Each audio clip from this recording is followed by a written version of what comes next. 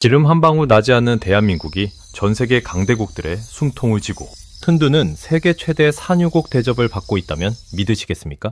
안녕하세요. 세상의 흐름을 읽고 삶의 지혜를 나누는 채널 다시 피는 봄입니다.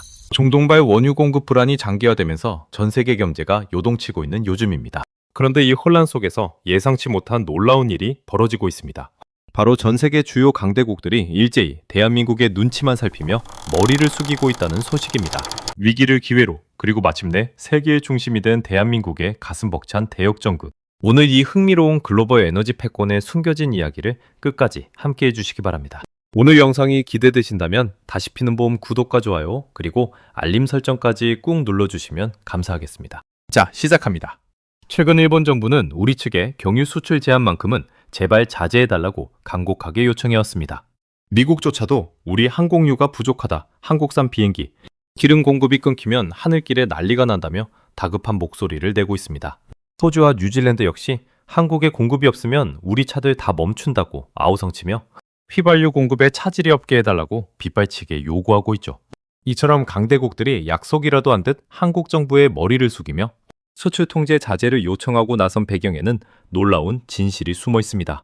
한국은 비록 원유를 수입해오는 나라이지만 그 원유를 세상에서 가장 완벽하고 효율적으로 정제해 다시 수출하는 글로벌 에너지 세탁소이자 최첨단 정유 공장이기 때문입니다. 수십 년간 축적된 기술력을 바탕으로 원유를 수입해 고부가 가치 제품으로 탈바꿈시키는 이 마법 같은 능력은 하루아침에 이루어진 것이 아닙니다.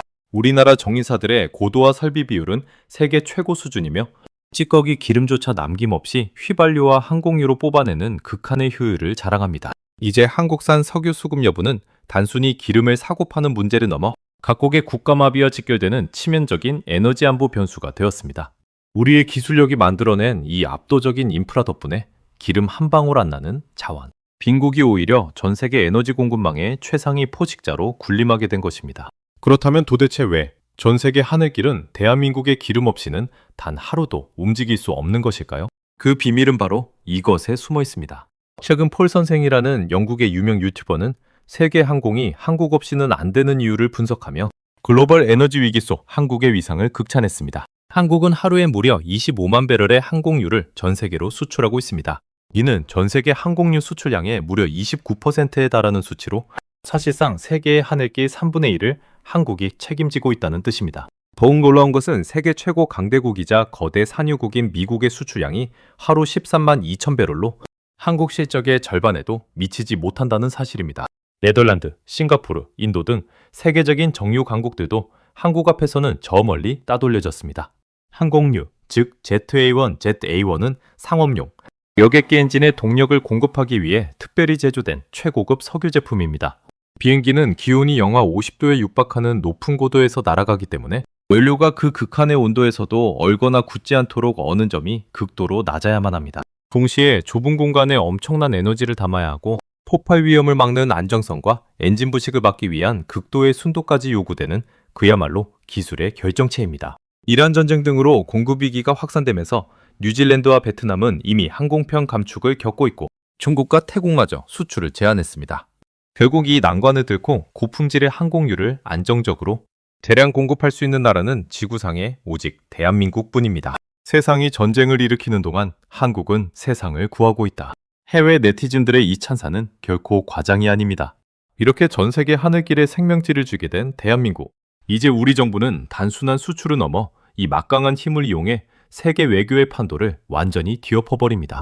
항상 에너지를 수입해야만 했던 탓에 국제 무대에서 에너지 분야에 의릴 수밖에 없었던 대한민국 정부가 건국 이래 처음으로 완벽한 갑의 위치에 섰습니다. 우리 정부는 정유 산업의 압도적인 공급망 영향력을 단순한 기업의 이윤 창출을 넘어 국가의 미래를 결정지을 강력한 외교적 지렛대로 활용하기 시작했습니다. 그 핵심에는 바로 에너지 광물 수합 전략이라는 기가 막힌 묘수가 자리 잡고 있습니다. 우리 석유 제품이 급하게 필요하지? 그럼 너희 땅에 묻혀있는 히토리와 핵심 광물을 먼저 내놔라. 이것이 바로 대한민국의 당당한 요구입니다. 석유 제품 공급을 든든한 담보로 삼아 호주나 뉴질랜드 같은 거대 자원 강국들로부터 미래 산업의 쌀이라 불리는 자원들을 싹쓸이하겠다는 전략입니다. 반도체와 2차 전지, 배터리 생산에 없어서는 안 돼 필수 핵심 광물들을 우리가 만든 기름을 무기 삼아 가장 먼저, 그리고 가장 안정적으로 확보하고 있는 것입니다. 과거에는 상상조차 할 수 없었던 일입니다. 땅 파봐야 기름 한 방울 안 나온다며 한숨 짓던 자원. 인국이 이제는 고도의 기술력을 바탕으로 자원부국들의 목줄을 지었습니다. 우리 선배 세대들이 피땀 흘려 일군 중화학공업과 정유인프라가 수십 년이 지난 지금 후대들에게 가장 강력한 외교 무기가 되어 돌아온 셈입니다. 기술이 곧 자원이며 기술이 곧 국력이라는 사실을 대한민국이 전 세계에 가장 완벽한 형태로 증명해 보이고 있는 순간입니다. 자원 강국들마저 쥐락펴락하는 한국의 위상. 그렇다면 원유를 파는 진짜 슈퍼갑, 중동의 산유국들은 지금 우리를 어떻게 대하고 있을까요? 그들의 반응은 실로 충격적입니다. 놀랍게도 지금 중동의 콧대 높은 산유국들은 앞다투어 한국으로 달려와 제발 우리 기름부터 먼저 가져가 달라며 쉴 새 없이 배를 띄우고 있습니다. 과거 오일 쇼크 때마다 중동 국가들의 눈치만 보며 벌벌 떨던 시절을 생각하면 그야말로 상전벽해 대역전의 시나리오가 현실이 된 것입니다. 부호의 나라 UAE는 아예 한국을 원유 공급 1순위 국가라고 계약서에 도장까지 쾅 찍어주며 절대적인 신뢰를 보였습니다. 여기에 세계 최대 산유국인 사우디아라비아마저 가세해 수억 배럴의 기름을 한국에 최우선적으로 배정하겠다며 파격적인 약속을 내놓았습니다. 이번에 UAE가 우선적으로 2,400만 배럴을, 사우디는 우선 5천만 배럴에 이어 연말까지 총 2억 5천만 배럴이라는 천문학적인 양을 우리에게 주기로 확정했습니다. 뿐만 아니라 카자흐스탄에서 1,800만 배럴, 오만에서 500만 배럴, 카타르에서 나프타 210만 톤을 싹쓸이하며 중동 지역의 에너지를 블랙홀처럼 빨아들이고 있습니다. 중동 국가들이 이렇게까지 한국에 매달리는 이유는 글로벌 공급망, 불안 속에서 세계 최고 수준의 정제 능력을 갖춘 한국이라는 확실한 큰손을 놓칠까봐 두렵기 때문입니다. 그들은 안전하고 거대한 한국의 전략 비축 기지에 자신들의 원유를 가득 채워두고 한국을 아시아 및 글로벌 시장으로 나아가는 수출 거점으로 삼으려는 치밀한 계산을 하고 있습니다. 남훈식 비서실장을 특사로 파견해 현지에서 직접 발로 뛰며 민첩하고 끈끈한 스킨십 외교를 구사한 한국 정부의 뚝심이 만들어낸 빛나는 성과입니다. 한국이 이렇게 중동의 왕족들로부터 VIP 대접을 받으며 석유 창고를 가득 채우고 있을 때 바다 건너 이웃나라 일본은 과연 무엇을 하고 있었을까요? 한국이 중동의 석유를 싹쓸이하며 에너지 안보를 튼튼히 다지자 중동 원유 의존도가 우리보다 훨씬 높은 일본 열도는 그야말로 발칵 뒤집혔습니다. 일본 내에서는 도대체 우리 정부는 지금 뭘 하고 있는 거냐? 한국은 저렇게 치고 나가는데 우리는 왜 제자리 걸음이냐는 깊은 탄식이 흘러나오고 있습니다. 일본 정부는 다급하게 지난 23일 사우디아라비아의 원유 공급 확대를 간청했지만 이는 한국에게 선제적으로 공급하겠다고 약속한 사우디에게 한 발 늦은 뒷북 요청에 불과했습니다. 직접 현지로 날아가 단판을 지은 한국의 특사 파견과 달리 가카이치 일본 총리는 책상에 앉아 서신과 외교 채널로만 협조를 요청하는 소극적인 방식을 택했기 때문입니다. 다급해진 일본 총리는 지구 반대편 멕시코 대통령에게까지 매달려 원유 수출 확대를 읍소했고 멕시코가 100만 배럴 수출에 합의하자 일본 언론은 이를 대서특필했습니다. 하지만 이 소식을 들은 일본 네티즌들은 기뻐하기는커녕 참담한 절망감에 빠졌습니다. 고작 100만 배럴이냐며 매서운 조소가 쏟아진 것입니다. 그도 그럴 것이 일본의 하루 원유 소비량은 약 230만에서 250만 배럴에 달합니다.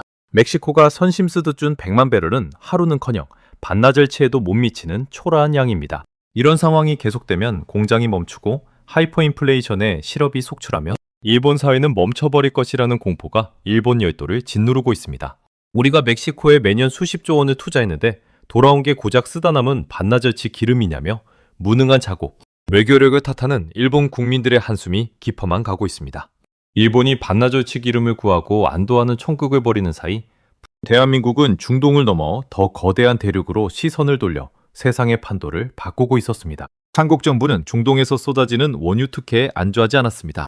호르무즈 해협의 지정학적 불안이 언제 터질지 모르는 시한폭탄임을 정확히 꿰뚫어 본 것입니다. 국가 경제에 명운이 걸린 에너지를 한 지역에만 의존할 수 없다고 판단한 한국이 새롭게 눈여겨본 국가는 바로 광활한 자연의 나라, 세계 3위 원유 매장국 캐나다였습니다. 사실 캐나다와는 FTA가 체결되어 있었지만 여러 유전에서 섞여 나오는 원유의 특성상 복잡한 원산지 입증 문제 때문에 관세 0%의 혜택을 거의 받지 못하는 그림의 떡이었습니다. 그런데 여기서 한국 관세청의 눈부신 활약이 빛을 발합니다. 캐나다 엘버타 주정부와 직접 머리를 맞대고 답답했던 원산지 증명 규칙 자체를 완전히 뜯어 고쳐버린 것입니다. 기존의 복잡한 개별 증명 방식에서 벗어나 엘버타 주정부가 전체 생산량을 통째로 검증하고 직접 보증을 서주는 파격적인 방식으로 길을 시원하게 뚫어버렸습니다. 미국이라는 단일 고객에게 수출량의 96%를 의존하며 헐값에 기름을 넘겨야 했던 캐나다 입장에서는 막강한 구매력과 정제력을 갖춘 한국이라는 최고의 파트너가 나타난 셈입니다. 캐나다는 이번 기회를 놓치지 않고 한국으로의 원유 수출을 연간 3,300만 배럴까지 획기적으로 확대하겠다며 두 팔을 벌려 환영하고 나섰습니다. 그 결과 2024년 5월 이후 한국으로 향한 캐나다산 석유 수출액은 불과 17개월 만에 0원에서 무려 4억 캐나다 달러로 수직 상승하는 경이로운 기록을 세웠습니다. 미국 중심의 글로벌 에너지 무역 흐름이 한국과 캐나다라는 새로운 축을 중심으로 완벽하게 재편되는 역사적인 순간이 도래한 것입니다. 하지만 의문이 남습니다. 아무리 관세가 없다고 해도 저 멀리 태평양을 건너오는 캐나다 기름이 과연 중동 기름보다 쌀 수 있을까요? 여기서 우리 정유사들의 기가 막힌 셈법이 등장합니다. 비즈니스의 세계는 냉혹합니다. 안보가 아무리 중요해도 이윤이 남지 않으면 기업은 움직이지 않습니다. 하지만 캐나다산 원유는 이 경제성마저 완벽하게 충족시켰습니다. 캐나다산 원유, 특히 웨스턴 캐나디언 셀렉트 WCS는 점도가 높은 중진류라서 운송에 특별한 관리가 필요하고 태평양을 건너오기에 운송비와 보험료가 더 비싼 것이 사실입니다. 그럼에도 불구하고 이 모든 추가 비용을 다 얹어 계산해도 캐나다산 원유는 중동이나 미국산 경쟁, 원유보다 훨씬 더 저렴한 가격으로 한국 앞바다에 도착하고 있습니다. 실제로 현재 한국에 도착한 캐나다산 원유의 도입 가격은 배럴당 64.65달러 수준입니다. 반면 미국산은 73.64달러, 사우디산은 73.80달러에 달합니다. 무려 배럴당 10달러 가까이 캐나다산 기름이 더 싸다는 기적 같은 계산이 나옵니다. 2025년 도입분 역시 유사한 등급보다 68달러가량 더 저렴한 가격을 유지하고 있습니다. 이 압도적인 가격 우위는 국내 최고 정유사인 GS 칼텍스와 HD 현대 오일뱅크를 발빠르게 협상 테이블로 불러들였고 SK이노베이션 역시 장기 수익 계약을 진지하게 검토하게 만들었습니다. 단순한 시험 도입이 아니라 수십 년을 내다보는 장기 계약이 맺어지고 있다는 것은 캐나다가 더 이상 일회성 공급자가 아닌 대한민국의 확고한 전략적 파트너가 되었음을 의미합니다. 한국 정부의 다변화 의지, 캐나다의 파이프라인 TMX 완공, 그리고 관세청의 맹활약이 삼위일체가 되어 경제성과 국가 에너지 안보라는 두 마리 토끼를 동시에 잡아낸 위대한 업적입니다. 해외 에너지 전문가들조차 이것은 단순한 무역이 아니라 세상의 거래가 어떤 모습이어야 하는지 한국이 전 세계에 보여주는 교과서라며 찬사를 아끼지 않고 있습니다. 하지만 놀라기엔 아직 이릅니다. 한국이 캐나다의 기름을 대량으로 사주는 진짜 이유. 이 거대한 체스판의 마지막 수에는 모두의 상상을 초월하는 초대형 프로젝트가 숨어 있었습니다. 세계 3위의 산유국 캐나다는 이번 원산지 증명규칙 개정으로 한국이라는 막강한 수출길이 열리자 드디어 미국에서 독립했다며 쾌재를 부르고 축제 분위기에 휩싸였습니다. 그런데 이 축제의 뒤편에서 대한민국 정부와 기업들은 세상에서 가장 크고 정교한 빅픽처의 마지막 퍼즐을 조용히 맞추고 있었습니다. 방위산업업계에서는 한국이 캐나다산 원유 수입에 관세 장벽을 허물어준 것이 단순한 자원 확보를 넘어 무려 60조 원 규모에 달하는 캐나다 잠수함 도입 사업을 통째로 따내기 위한 고도의 전략적 카드라고 분석하고 있습니다.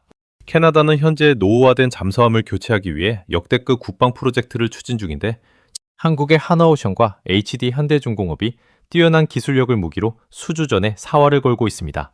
우리가 너희 기름을 이렇게 대량으로 그리고 장기적으로 사줄 테니 너희 바다를 지킬 잠수함은 우리 대한민국의 압도적인 기술력으로 만든 제품을 써라.